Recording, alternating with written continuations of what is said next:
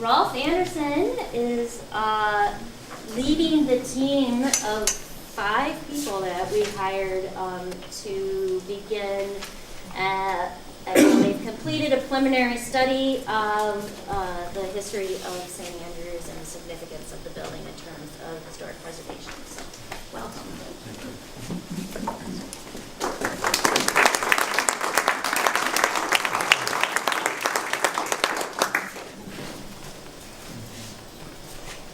Thank you, Anna. Do I need the mic? Yes, you do. Yeah, I usually do. Just keep it on.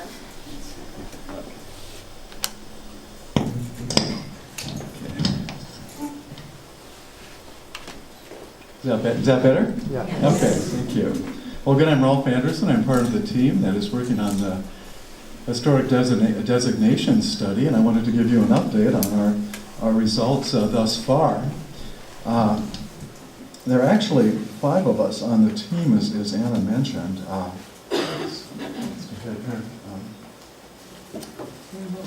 I'm an architectural historian. In addition to me, Barb Bazad is on the team. She's the former curator at the Northwest Architectural Archives at the University of Minnesota. Marilyn Chiat is on our team. Marilyn is a religious scholar and author of the book titled America's Religious Architecture. Alan Lathrop is also on our team. He is the founding curator of Northwest Architectural Archives at the University of Minnesota, as well as the author of the book Churches of Minnesota. And finally, Bob Roscoe is here tonight.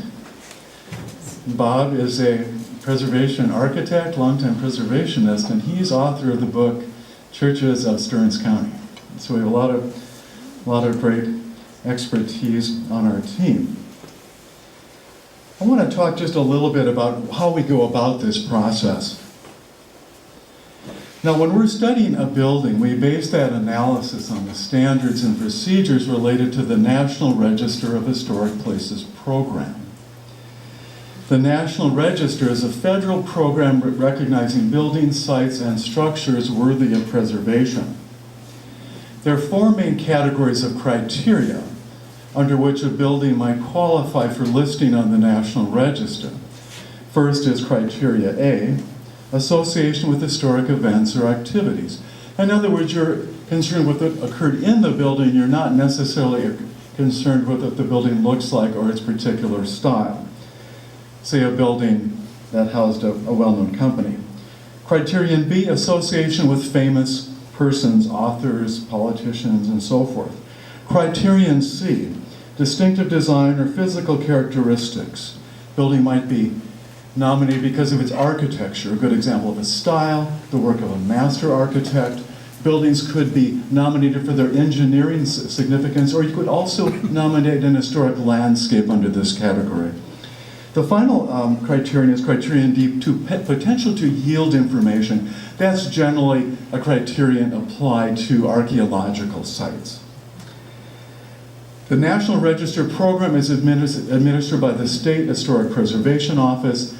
Each state has one of these offices. Again, this is essentially a federal program recognizing buildings worthy of preservation. People tend to think life, as you know, it stops if you're on the National Register. National Register is strictly honorific and should protect you from any kind of federal undertaking.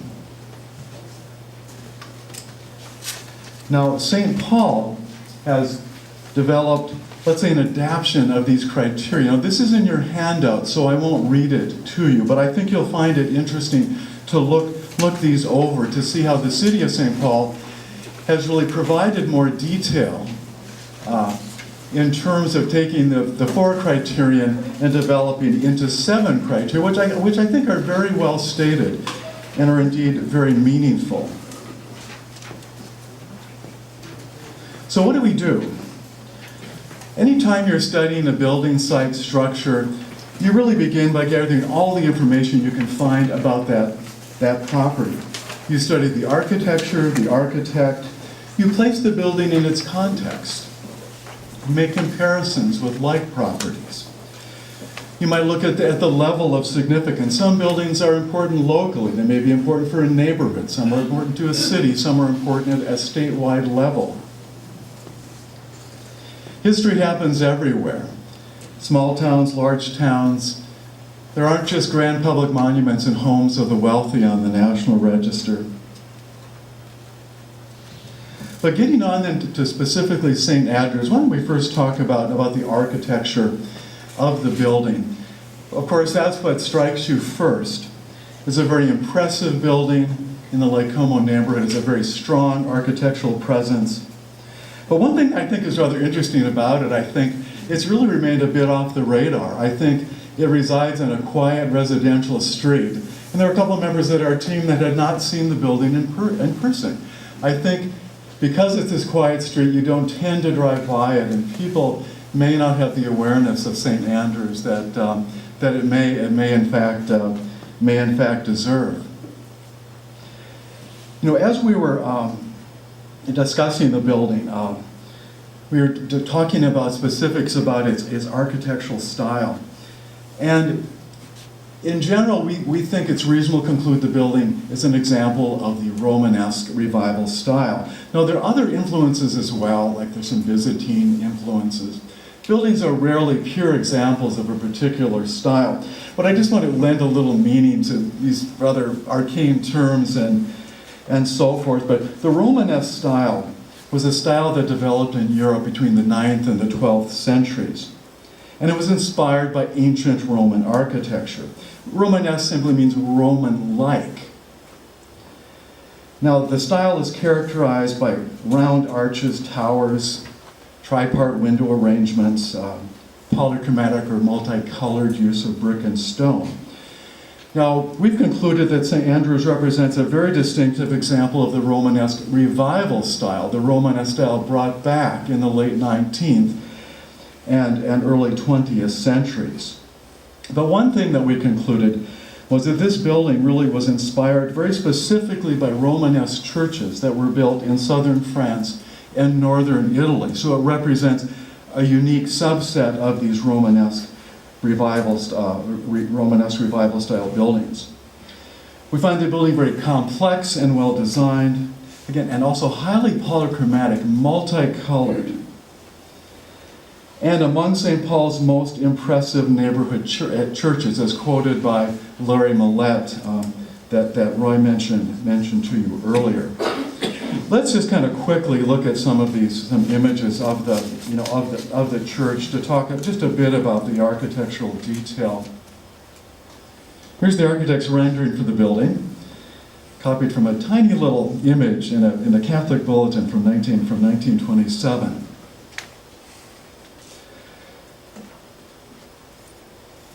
You know, this building is a very complex composition, very, very well designed.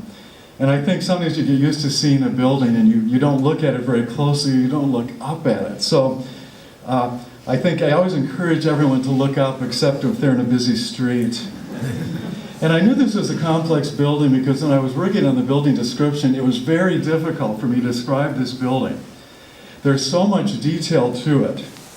In fact, as I was describing the brickwork, I suddenly realized there's seven different types of brickwork in this building. We call them bonds.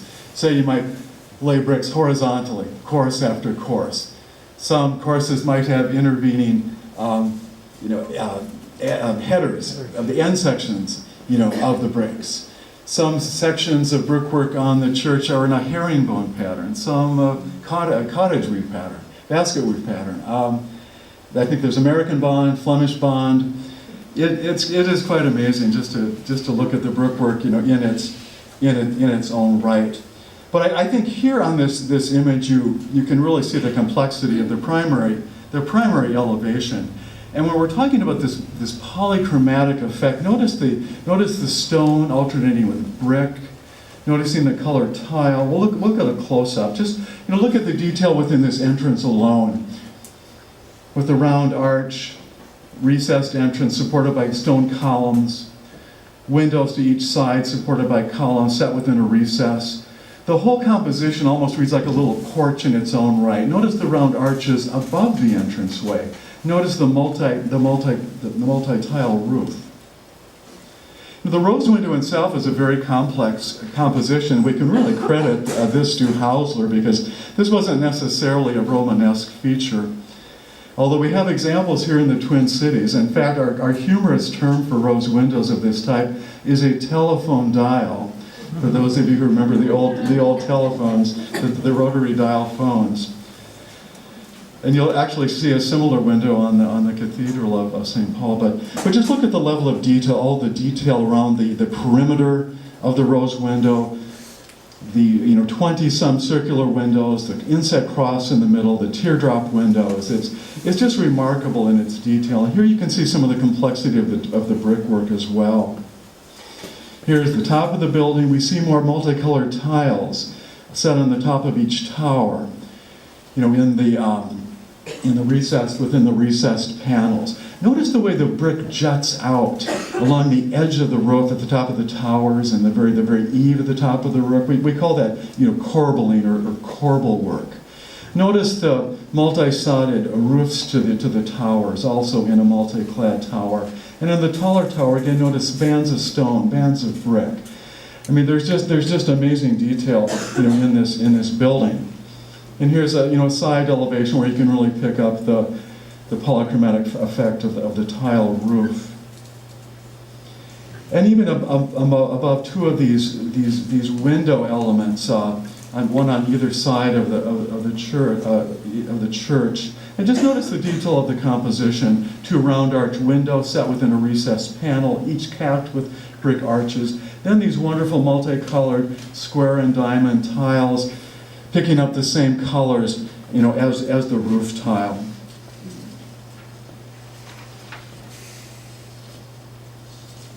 Roy mentioned Charles Hauser. I want to talk a bit about him as well, because in fact he was a bit of a discovery. It goes to show you how we all keep learning things.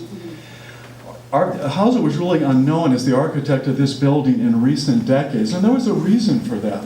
When you're researching a building, a primary source of the initial information about its construction would typically be the original building permit. Well, the building permit from 1927, for some reason, that batch of permits forms did not include a blank for the architect's name. So Hauser's name was never found on the original building permit, and thus his identity was not known, as I said, in recent decades, although he surely was known at the time of construction, and church records, of course, identify Hauser as the architect. He was a very important architect. He was born in 1889, attended Mechanic Arts High School, St. Paul School of Fine Arts. And what we found quite interesting, he apprenticed not only with Clarence Johnston, a very well-known Minnesota architect, also Harry Wild Jones, well-known Minneapolis architect, also Louis Sullivan in Chicago. Sullivan is considered the father of what we call organic architecture. Frank Lloyd Wright was employed in Sullivan's office. Our own firm of Purcell and Elmsley here in Minneapolis, they were both employed by Louis Sullivan as well. And this is how we can see that where Hauser's interest in the prairie style came about. And as Roy mentioned, he was appointed St. Paul's first city architect in 1914. He designed municipal buildings, including schools, libraries, park buildings. Very interesting, he hired Clarence Cap Wigington in 1915. Wigington was a black architect from Omaha, Nebraska. And today he is credited as being the first municipal architect in the United States. So Hauser was clearly a very progressive man. He was elected to the state legislature in 1922 and then stepped down as city architect. But then he always maintained a private practice even when he was working for the city, and produced a very large body of work noted for its high quality design and diverse architectural styles.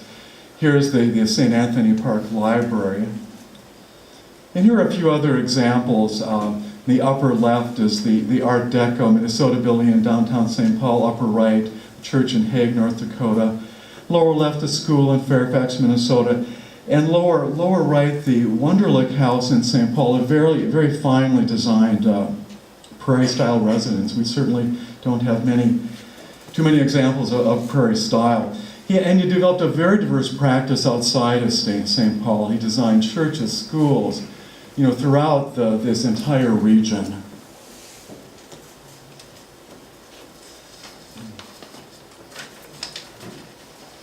We also looked in then, of course, into the history of St. Andrews as well.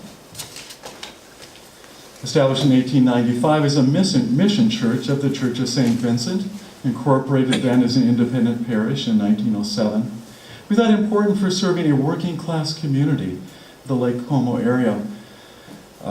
One of the priests was quoted in a church publication in the late 1920s as saying that the congregation was decidedly working class. There was only one professional in the congregation, a prize fighter. And, oops, bouncing ahead here. As Roy mentioned as well, its association with the Hungarian immigrant community, I think, is very interesting, and the ability to reflect the immigrant experience. Also, we thought quite unique was the fact that St. Andrews kept growing and growing, and 5 new congregations were created from the area served by St. Andrews.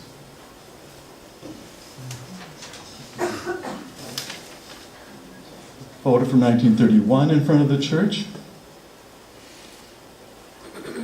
And then that same group of Hungarian immigrants.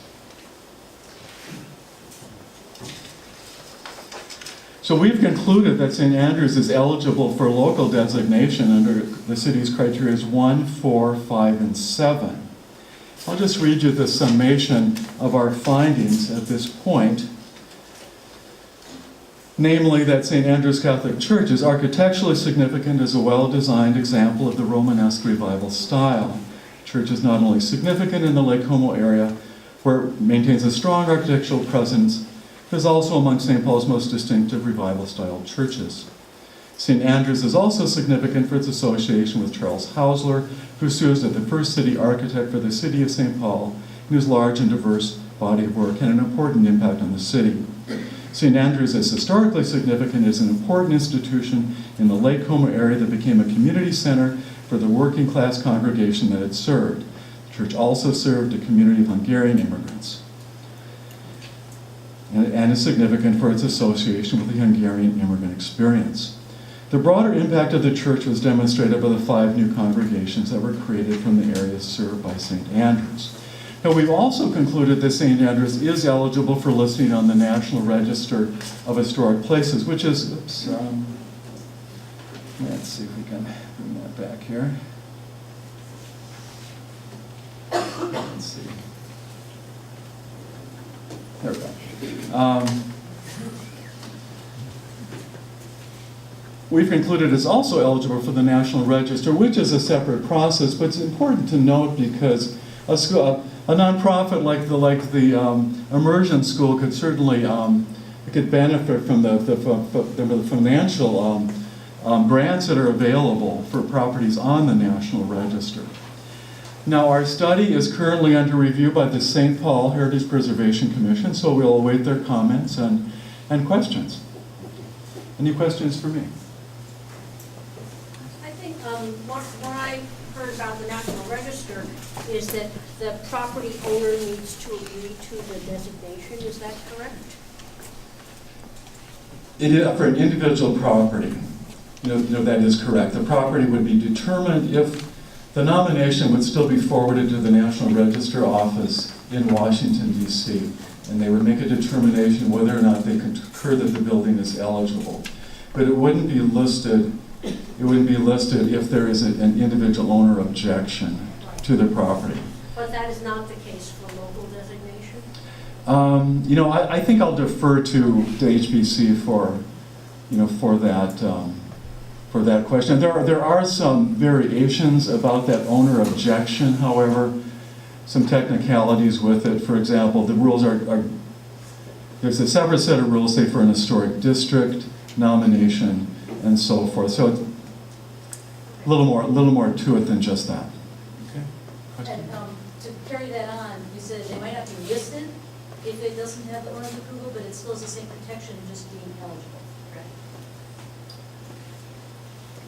Well, it really, protection is sort of an interesting discussion in its own right. Like, National Register protects you from federal undertakings.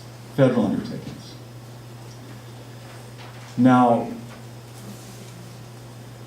if there's federal money or licensing involved in a project, even if the building isn't listed, it would be taken into account Protection tends to occur at a local level through local preservation ordinances.